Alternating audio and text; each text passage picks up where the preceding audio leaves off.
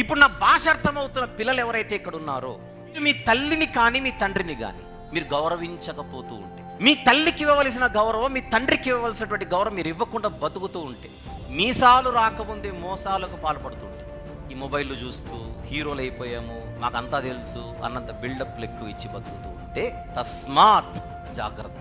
చూస్తున్నాడు దేవుడు.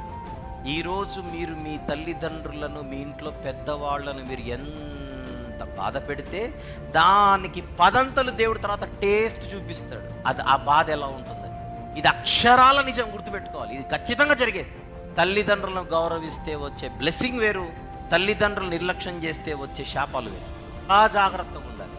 ఒకవేళ మీకు తెలుసో తెలియకో ఇంతవరకు మమ్మీని కానీ డాడీని కానీ ఇంట్లో పెద్దవాళ్ళని కానీ మీరు బాధ పెట్టింటే, ఈరోజు ఇంటికి వెళ్ళిన తర్వాత ఫస్ట్ వాళ్ళకి సారీ చెప్పాలి. దేవుని క్షమించమని అడిగి మీ తల్లిదండ్రులకు సారీ చెప్పాలి. తోకలు పెరిగితేలా?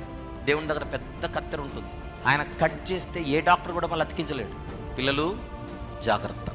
మీ సండే స్కూల్ టీచర్స్ని, ఇంట్లో మీ తల్లిదండ్రులని, స్కూల్లో మీ టీచర్స్ని కూడా ఇష్టం వచ్చినట్టుగా కామెంట్లు చేయడము, వాళ్ళ మీద ఇష్టం వచ్చినట్టుగా జోకులు వేసుకోవడాలు ఇవన్నీ చేయకూడదు. దరిద్రం ఇదంతా, లోకస్తులు చేసేది అదంతా. చదువులు చెప్పే టీచర్లకు గౌరవం, రాగానే లేచి నిలబడాలి, గ్రీట్ చేయాలి, నమస్కారం పెట్టాలి, విష్ చేయాలి. పిల్లలను గౌరవించడం అనేది బైబిల్ నేర్పే సంస్కారం.